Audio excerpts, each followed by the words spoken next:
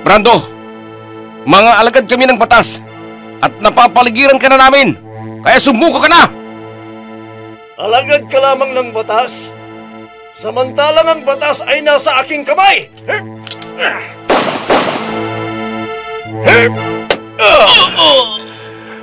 Nagkamali ka ng binangga, kaya katapusan mo na ngayon! Cardo! Anong ginagawa mo dito, Sofia? Ano man ang pinaplano mong gawin laban kay Nathan, parang awa mo na. Huwag mo nang ituloy. Anong ibig mong sabihin? Nalalaman mo ba yung sinasabi mo? Batid mo kung anong ginawa ng lalaki ito sa aking anak. Eh, dapat sa lalaki ito ay mamatay! Cardo, wag! Paano mo pa yatang ipagtanggol ang lalaki ito na kinamumuhian mo? At ikaw, Nathan, magaling na pulis. Magdasal ka na dahil katapusan mo na! Nathan!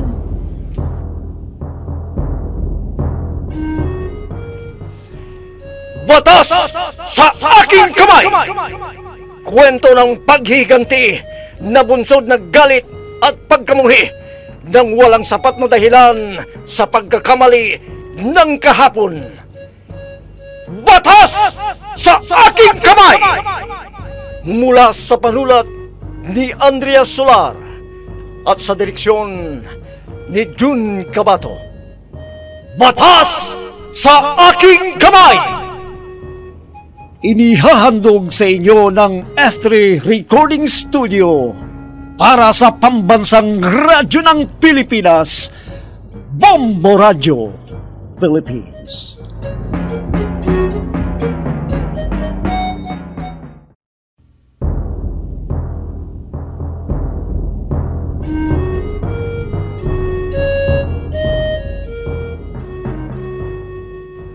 At ngayon, mga kaibigan, narito ang pagpapatuloy ng ating dulang pinamagatang Batas sa aking kamay!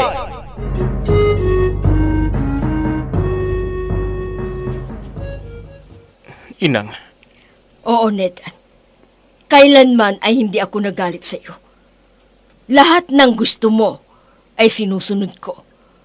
Madalas man akong kumontra sa iyo sa mga sinasabi mo noon.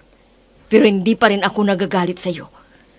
Pero sa pagkakataong ito, ako mismo ang makakalaban mo kung patuloy mong wawalang hiyain si Ma'am Sofia.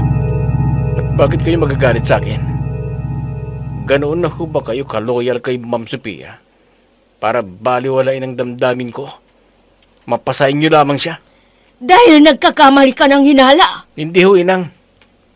Tama naman ho ang sinasabi ko. Lagi siyang nagagalit sa akin. At pag pinagtatangkaan kong umalis, ayaw naman. Noon ngang desidido na akong umalis dito. Pinigilan ako. Oh, hindi ba't maganda ang naging resulta ng pagpipigil niya sa'yo? Oo nga po't maganda. Pero Dapat nga magpasalamat ka dahil pinigilan ka niya. Hindi yung kung ano-anong lumalabas dyan sa bunganga mo. O ano ka na ngayon? Hindi ba't maganda na ang trabaho mo?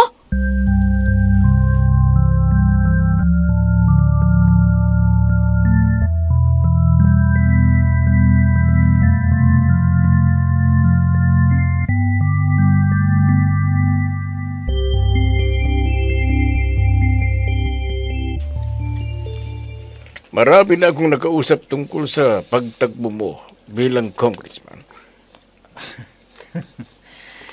Hindi ho kayo masyado pa hong maaga para sa pagtakbo ko bilang kongresista. Kung hindi ako alis, masyado pagang maaga. Pero alalahanin mo, iho, naaalis ako. Kaya kailangang makausap ko na ang mga taong tutulong sa iyong pagtakbo. Para kahit wala ako dito, ay masisiguro natin ang iyong panalo. Paano kung hindi gagawin ng mga tao yan ang trabaho nila? sa aking pagtakbo bilang kongresista. Hindi nila pwedeng hindi gawin. Dahil malaking pera nila ang nakasalalay dito. Hindi nila basta-basta tatalikuran ng malaking halagang naghihintay sa kanila ngayon. Kaya ngayon pa lamang, ay may bonus pa pag ikaw ay nahalal. Iba talaga ang nagagawa ng pera, sir. Bilib na talaga ako sa inyo. Kaya't ikaw, Brando, bilang bahagi ng training mo sa akin, ngayon pa lamang, ay mag-practice ka na ng pagsasalita sa harap ng entablado.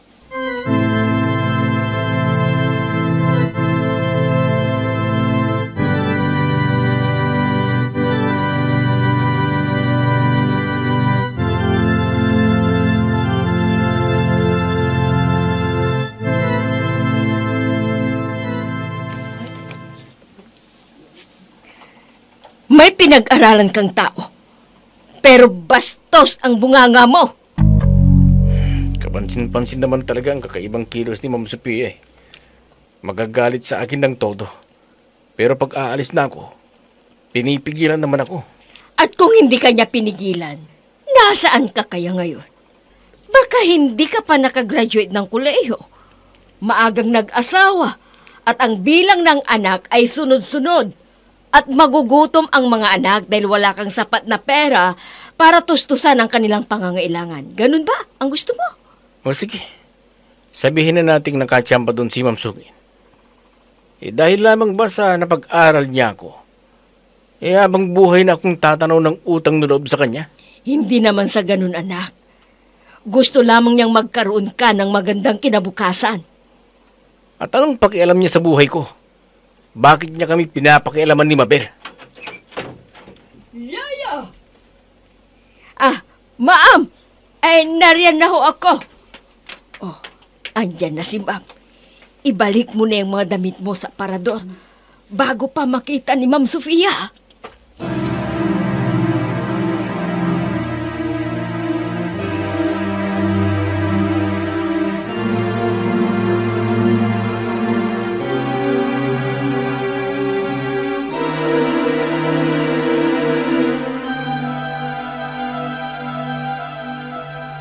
O, Tonyo, alam mo na ang gagawin mo. Sir. Naiplano na namin ng mga kasamahan ko kung ano ang aming gagawin sa gabi ng pagpaslang namin kay Happy Cardo. Mabuti. Dahil maliban sa na-down payment ko na sa inyo, sa buong kitang babayaran, ay may bonus pa. Wala ka pang iniutos na hindi ko napagtagumpayan, Sir Martin. Alam mo yan. Alam ko. Kaya nga ikaw kaagad ang naisip ko na gumawa ng hakbang na ito dahil magaling ka.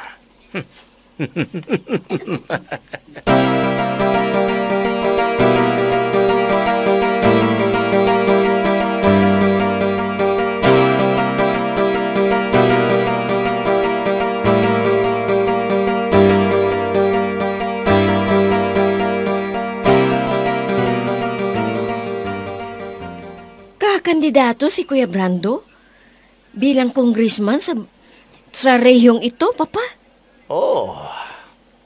Yan ang sinabi sa akin minsan nang natawagan ko siya. At kailan pa nagkaroon ng ganyang pangarap si Kuya?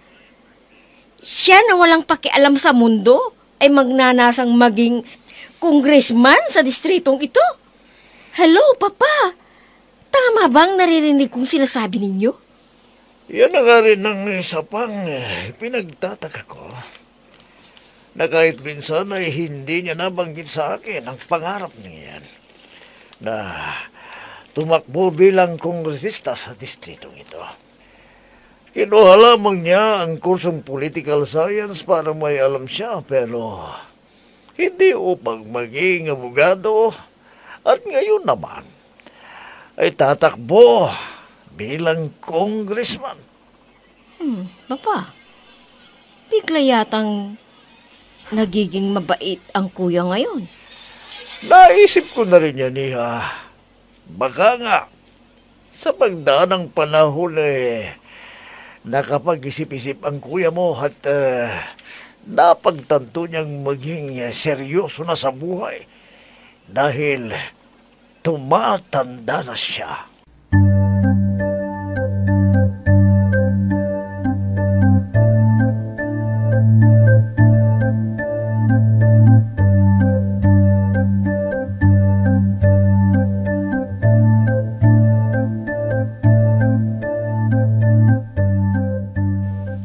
May sarili kaming buhay ni Mabel at nagmamahalan kami. Bakit siya nakikialam? Wala siyang pakialam kahit na magbuntis pa kada buwan si Mabel. Yan na nga ang ipinag-aalala ni Ma'am Sofia. Ang may mangyari sa pagitan ninyong dalawa ni Mabel. Ano ho? Nag-aalala si Ma'am Sophia na may mangyari sa amin ni Mabel? Siyempre, nakatira nga kayong dalawa sa isang bubong at nagmamahalan kayo. Hindi imposible na may mangyari sa inyo, lalo na't mga bata pa kayo. Napakarupok pa ng inyong madamdamin.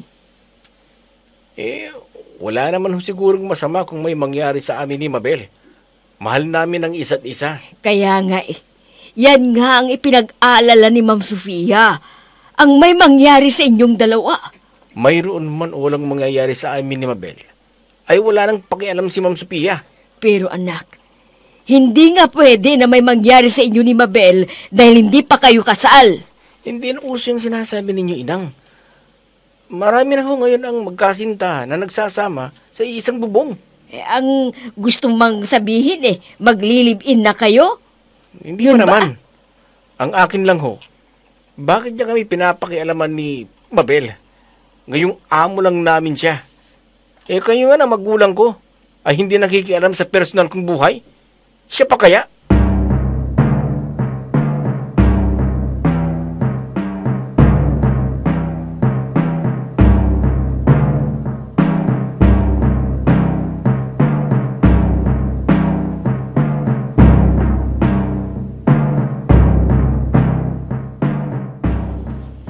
Oh, Papa, aalis ka na naman.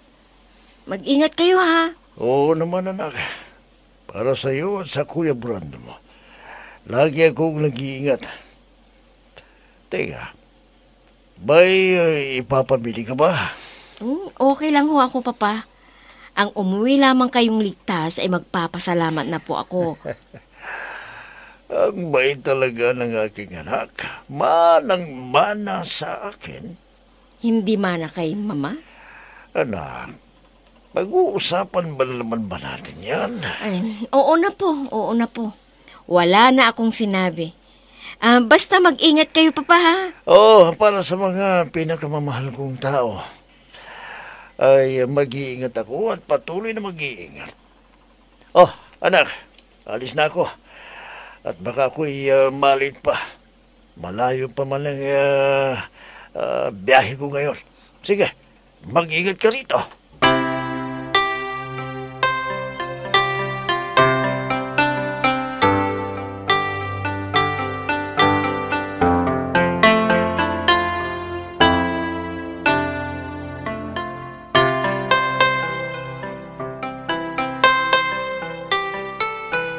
Anak, talaga bang iiwan mo na ako? Inang, nire-respeto kong damdamin ninyo. Kung talagang hindi ninyo maiwanan si Ma'am Sophia, sige, hindi ako magtatampo sa inyo. Mahal ko pa rin kayo, Inang. Pero sana, intindihin nyo rin ang damdamin ko. Mahal ko si Mabel at ayokong mawali sa kanya. Hindi naman kumukontra sa pagmamahalan ninyo si Ma'am Sofia Inang, labas ko si Ma'am Sophia sa pag-uusap natin. Kayo lang at ako rito. Walang ibang kasali dahil ikaw ang magulang ko. Kaya ko ito sinasabi sa inyo. Anak, hindi mo naiintindihan ang mga nangyayari. Kaya pakiusap, huwag kang umalis. Inang, tama na po. Kahit ano pong pakiusap ang gagawin ninyo ngayon, ikinarulungkot ko. Hindi na ninyo ako mapipigilan. Mahal ko po si Mabel. Nathan. Kayo lang naman ang magdidesisyon Kung mananatili kayo dito o sasama kayo sa akin. Pero anak, mahihirapan ka. Wala na ho kayong maidadahilan ngayon. Natapos ko na ang kurso ko. May trabaho na ako ngayon. Kaya ko na kayong buhayin. Kung aalis tayo sa bahay na to, makakapagrenta ako ng hindi man kasing laki o kasing ganda ng bahay na ito. Ay magiging komportable yun sa atin, inang.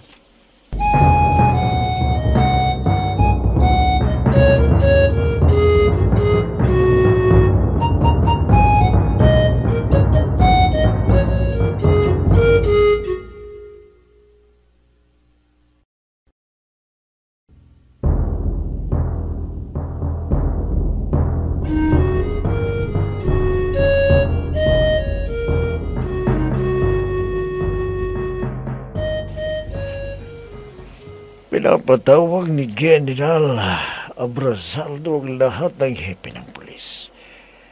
Bakit kaya?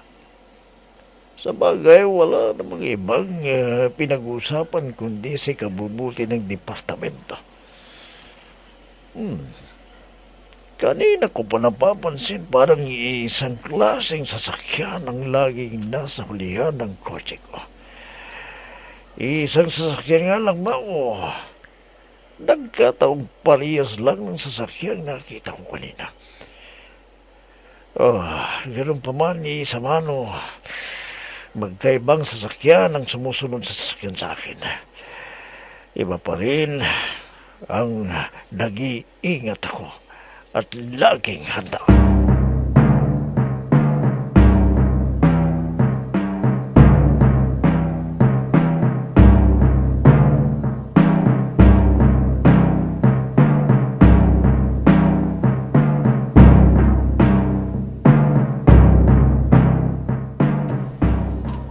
Anak, hindi ko yata kayang mawalis sa iyo.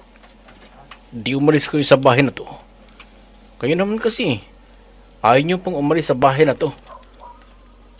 Okay, kung sasama kayo sa akin ngayon, papayag kang hintayin si Ma'am Sophia para makapagpaalam tayo ng maayos sa kanya. Pero kung hindi kayo sasama sa akin, kahit hindi ko na siya hintayin.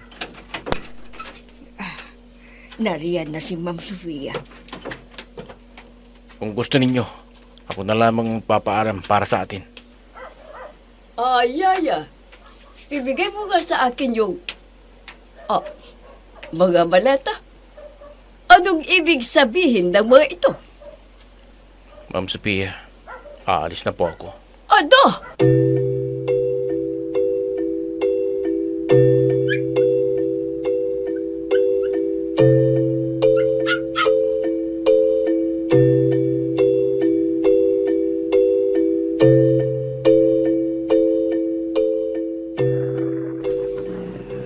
Parikoy, napatawag ka. Ha? May kasayahan sa bahay mo at papupuntahin mo ko dyan? Naku, pare, gustuin ko man na pumunta dyan hindi na pwede dahil patungo ako sa Maynila ngayon. May meeting ang lahat ng Chief of Police ng rehiyong ito. Sa ibang araw na lang, pare. Salamat na lang. Kanina ko pa. Pinapaikot-ikot ang sasakyan ko pero nakabundot pa rin ang sasakyan itim. Isa lang ang ibig sabihin nito. Sadyang sinusundan niya ako. Ang aking baril. Kailangang maihanda ko dahil anumang oras ay mapapalaban ako.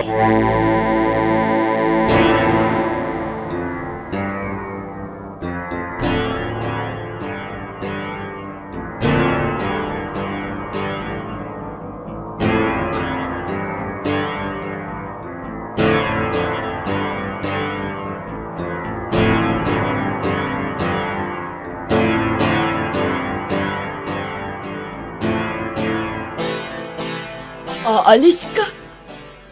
Opo. At bakit ka aalis? Dahil lamang ba sa pinalis ko si Mabel kaya ka alis? Opo. Kanina ko pa po siya pinipigilang umalis, ma'am, pero talagang determinadong umalis. Inang, ano ba naman kayo? Hanggang sa harapan ba ni Ma'am Sophia ay ipapamukha ninyo sa akin ang pagkampi ninyo sa kanya? Anak ninyo ako, Inang. Hindi ka aalis. At kung ipagpipilitan ko, magagalit naman kayo sa akin? Paparatangan ninyo ako ng kung ano-ano at saka ninyo ako ipapahuli sa pulis. Ganun ho ba, Ma'am Sophia? May sinasabi ba akong ganun? Kung ganun, paalisin na ho ninyo ako ng maayos. Bakit nga ba napakatigas ng ulo mo? Dahil matapos ka na ng pag-aaral at may trabaho, kaya ganun na lang, nagmamalaki ka. Alalahanin mong ako pa rin ang nagpapasweldo sa iyo. Kung ganun, magre-resign na rin po ako ngayon sa trabaho ko sa inyong opisina. Ano ba talaga ang pinagmamalaki mo, ha? Dahil malaki ka na at kaya mo nang tumayo sa sarili mong mga paa. Kaya ka na nagmamalaki ngayon. At pati ang taong nagpalakit, nag-alaga sa'yo, ay hindi mo na rin pakikinggan. Nag-alaga at nagpalaki. Kayong mga kabataan talaga. Lumaki lamang kayo. Nakuha na ninyo ang gusto ninyo. Ay wala kayong pakialam sa damdamin ng mga taong nagmahal at nag-aruga sa inyo. Ano hong sinabi ninyo, ma'am? Nagpalaki at nag-alaga sa akin. Nagmahal at nag-aruga. Ma'am Sophia? Ang ibig kong sabihin ay hindi mo na pinakikinggan ang iyong indangsyon. Dahil alam mong kaya mo na ang sarili mo. Anong klase kang anak, ha? Ano?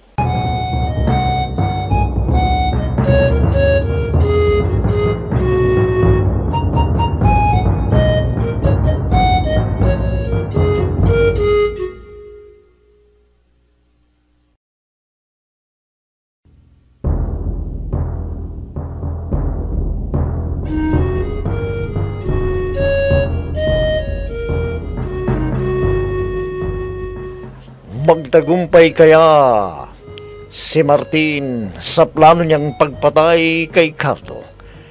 Mga kaibigan, huwag ninyong kaligtaang subaybayan ang pagpapatuloy ng ating dulang pinamagatang Batas sa Aking Kamay!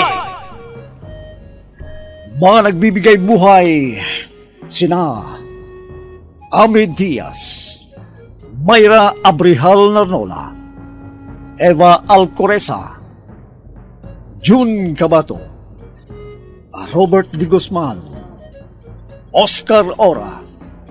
Mula sa panulat ni Andrea Solar at sa direksyon ni June Cabato. Technical supervision at sa musika ni Oscar Ora. Batas sa Aking Kamay! Inihahandog sa inyo ng F3 Recording Studio para sa pambansang radyo ng Pilipinas, Bombo Radio Philippines.